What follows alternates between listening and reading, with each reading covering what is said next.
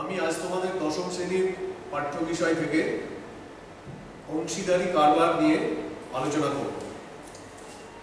তোমাদের দশম শ্রেণীর সেকেন্ড সামেটিভে একটি পাটিগণিতের চ্যাপ্টার থেকে তোমাদের 6 নম্বরের প্রশ্ন থাকবে। অংশীদারি কারবার এই চ্যাপ্টার থেকে বড় প্রশ্ন 5 নম্বরের এবং শর্ট প্রশ্ন 1 নম্বরের, মোট 6 নম্বরের প্রশ্ন এখান থেকে তোমরা করতে পারো। আমি আজকে এই অংশীদারি কারবার বা পার্টনারশিপ বিজনেস বলতে কি বোঝায় আমি তোমাদের সংক্ষেপে প্রথমে আলোচনা করব, তারপরে আমি কিছু বড় প্রশ্ন এবং কিছু শর্ট কোশ্চেন অ্যান্সার করব। তো অংশীদারি কারবার এটা আমরা বলতে কি বুঝি, ফার্স্ট আমাদের সেটা বুঝতে হবে। তোমরা জানো বাজারে বিভিন্ন রকমের ব্যবসা হচ্ছে, 2 জন বন্ধু 3 জন বন্ধু বা তার বেশি কয়েকজন বন্ধু মিলে বিভিন্ন কারবারের সাথে যুক্ত, তারা বিজনেস করছে। বিভিন্ন কারবার মানে বিজনেস, ব্যবসা। এই ব্যবসায় বিভিন্ন বন্ধু মিলে বিভিন্ন পরিমাণ মূলধন যোগান দিয়ে সেই ব্যবসা শুরু করেন এবং নির্দিষ্ট সময় পর সেই ব্যবসা থেকে যে পরিমাণ লভ্যাংশ হয় সেই লাভ সেই বন্ধুদের মধ্যে ভাগ করা হয়। এই লভ্যাংশটা কিভাবে বন্ধুদের মধ্যে ভাগ হবে এটা নিয়ে আজকে আলোচনা। আমরা প্রথমে সংজ্ঞা হিসেবে জানবো অংশীদারি কারবার কাকে বলে। তোমাদের যদি প্রশ্ন করা হয় যে অংশীদারি কারবার বলতে কি বোঝো, তার উত্তরে তোমরা কি বলবে? এর উত্তর হলো 2 বা তার বেশি সংখ্যক লোকজন মিলে যে ব্যবসা করা হয় তাদের মধ্যে অন্যতম হচ্ছে এই অংশীদারি কারবার। এই কারবারের ক্ষেত্রে মূলধন বলতে আমরা কি বুঝি? মূলধন হচ্ছে এই কারবারের প্রথমে যে টাকা লাগানো হয়, বিভিন্ন বন্ধু বিভিন্ন পরিমাণ টাকা দিয়ে ব্যবসা শুরু করেন, সেই টাকার পরিমাণটাকে এখানে মূলধন বলা হচ্ছে। এবার বছরের শেষে লভ্যাংশ বন্টনের ক্ষেত্রে কিভাবে লভ্যাংশ বন্টন করা হয় সেটা আমি তোমাদের একটু বলবো। তারা চুক্তির ভিত্তিতে এটাও ঠিক করতে পারেন যে সমানভাবে লভ্যাংশ ভাগ হবে, অথবা তারা যে যেমন মূলধন যোগান দিচ্ছে সেই মূলধনের অনুপাতে টাকা ভাগ হবে, অথবা এর বাইরেও যদি তারা ঠিক করেন যে অন্য কোনো চুক্তির মারফত টাকা ভাগ করা হবে তাহলে সেটা সেভাবেও করা সম্ভব।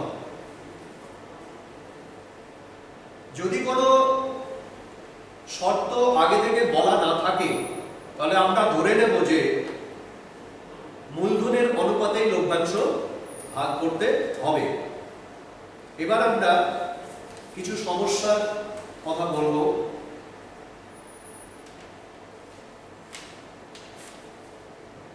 অংশীদারি কারবারে কমপক্ষে লোকের দরকার 3 জন বলে একটা বিবৃতি বলা হলো। তোমাকে বলা হলো এই বিবৃতিটা সঠিক না ভুল, তোমাকে ঠিক করতে হবে। তো মিনিমাম 2 জন হলেই অংশীদারি কারবার হয়, তাহলে এখানে যে 3 জন মিনিমাম লোকের দরকার সেটা বলা আছে, এটা কিন্তু ভুল স্টেটমেন্ট। আর একটা প্রবলেম আমি করছি এখানে, একটি ব্যবসায়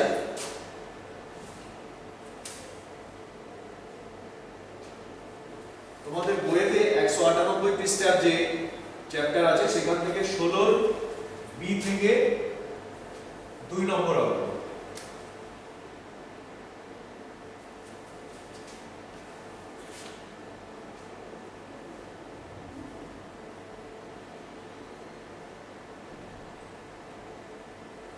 একটি ব্যবসায় রাজু ও আসিফের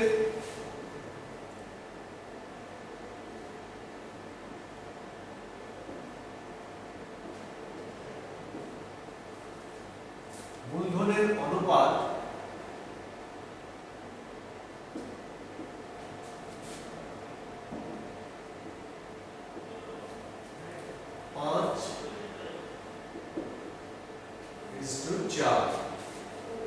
রাজু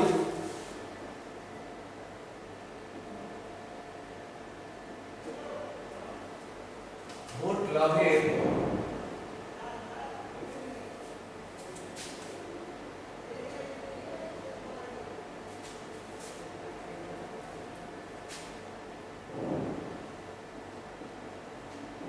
80 টাকা ফেলে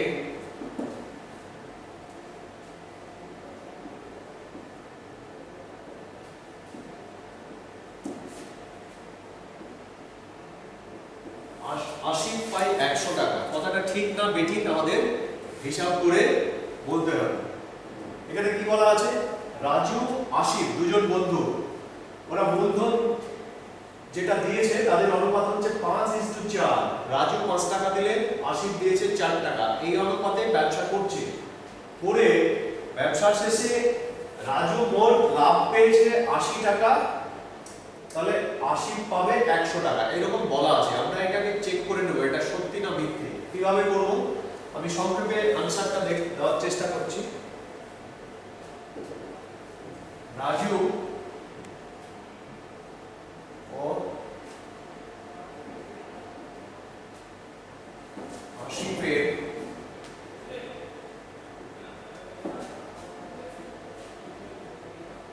অনুপাত 5:4।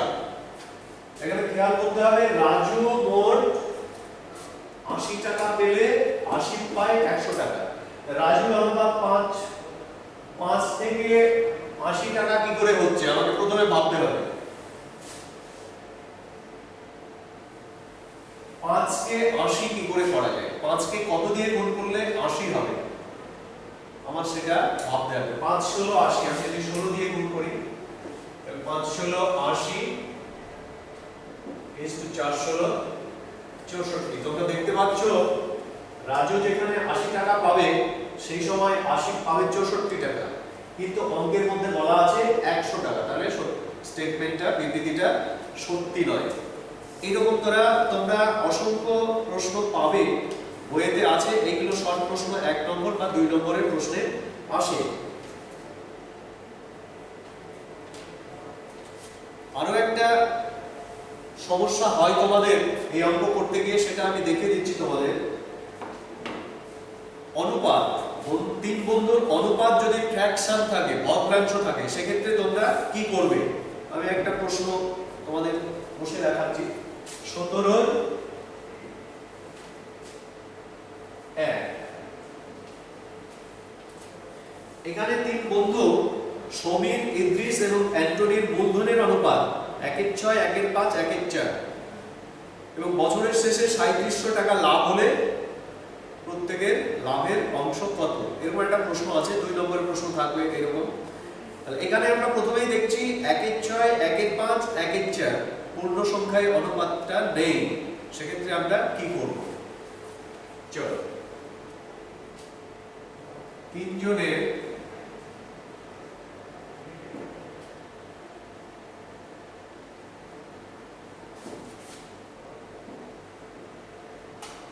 অনুপাত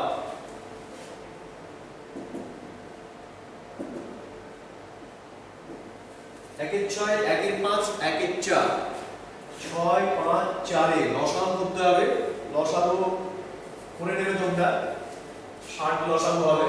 6 5 4 3 2 গুণে 4 5 গুণে 10 3 10 এ 30 2 গুণে 60। 60 দিয়ে সবগুলোকে মাল্টিপ্লাই করতে হবে। 1/6 ইনটু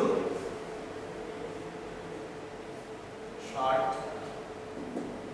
1/5 ইনটু 60, 1/4 ইনটু 60।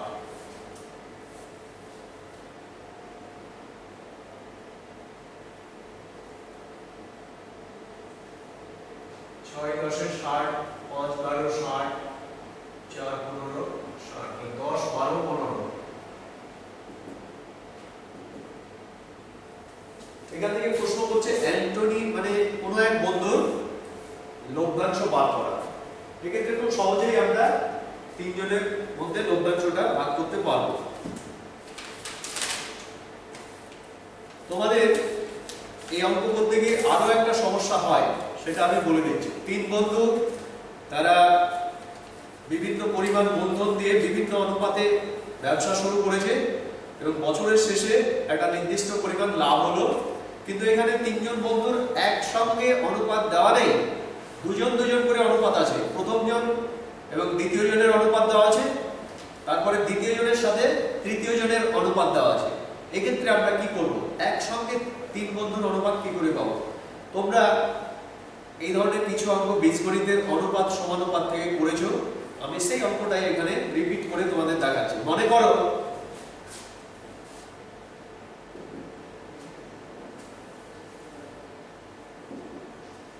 a/b সমান 2:3,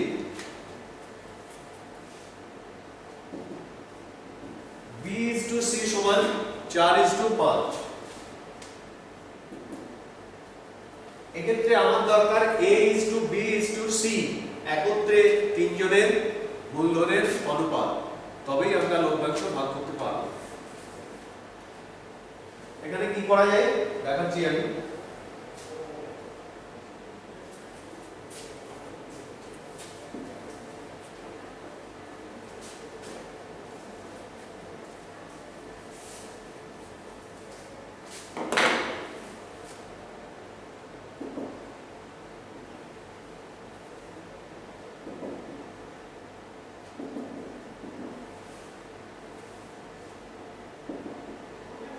এখানে b দুটো জায়গায় কমন আছে। a/b এখানে b এর অনুপাত 3 ভাগ, b/c এখানে b এর অনুপাত 4 ভাগ। এটাকে সমান করতে হবে। আমরা উপরের অনুপাতকে 4 দিয়ে নিচের অনুপাতকে 3 দিয়ে গুণ করে দিলে কি পাওয়া যায় সেটা দেখা যাবে। 3 দুগুণে 4 দুগুণে 8, 3 4 12, এখানে 3 4 12, 3 5 15। তাহলে আমরা অনায়াসেই a/b/c বার করতে পারবো। 8 12 15। এবার a b c তিনজনের অনুপাত পেয়েছি, তাহলে তিনজনের মধ্যে লভ্যাংশ ভাগ করতে আমার সুবিধাই হবে। আমরা আজকে এ পর্যন্তই তোমাদের করালাম। এবার পরবর্তী ক্লাসে বাকি যে সমস্ত জটিল প্রবলেমগুলো আসবে অংশীদারি কারবার থেকে, সেইগুলো নিয়ে আমরা পরবর্তী ক্লাসে ডিসকাস করব। আজকে এ পর্যন্তই। তোমরা ভালো